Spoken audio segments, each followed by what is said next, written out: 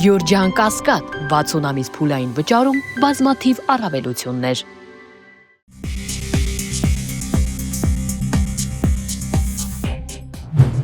Հայաստանում է Եվրոպական միության ընդլայնման հարցերով հանձնակատար Մարթա Կոսի գլխավորած պատվիրակությունը։ Նիկոլ Փաշինյանի հետ հանդիպմանը կողմերը կարևորել են բարձր մակարդակի երկխոսության շարունակականությունը և համագործակցության խորացման ուղղությամբ համատեղ ջանքերի հետևողականությունը։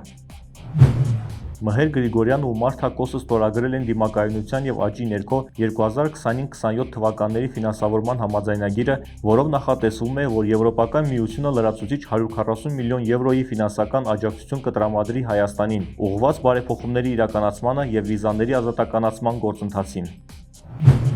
Երևանի և Բաքվի միջև խաղաղության վերջնական համաձայնագրի կնքման ճանապարհին դեռ կան խոչընդոտներ, այս մասին հայտարարել է Ամերիկայի Միացյալ Նահանգների հետախուզական ծառայությունը։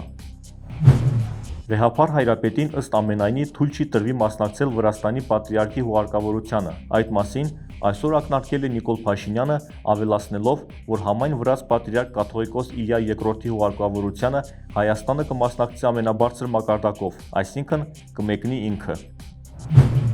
Նիկոլ Փաշինյանը այսօր հայ հասարակությանը սպառնացել է նոր դաժան պատերազմով իր չընտրվելու դեպքում։ Ըստ նրա, ընդդիմության հաղթելու դեպքում ընտրություններից շատ չանցած նոր սեպտեմբերյան պատերազմ կլինի, ծանր հետևանքներով։ Եթե տեսնենք Իրանը հումանիտար օգնության կարիք ունի, կհասցնենք օգնություն, այս մասին լրագրողների հետ զրույցում ասաց Նիկոլ Փաշինյանը։ Արցախցիների վերադարձի իրավունքի ուղղությամբ աշխատում ենք, այս մասին Փաստինֆոյի հետ զրույցում ասաց Արցախի ազգային ժողովի պատգամավոր Գագիկ Բաղունցը։ Նա նշեց, որ արցախցիների սոցիալական խնդիրները բազմաթիվ են։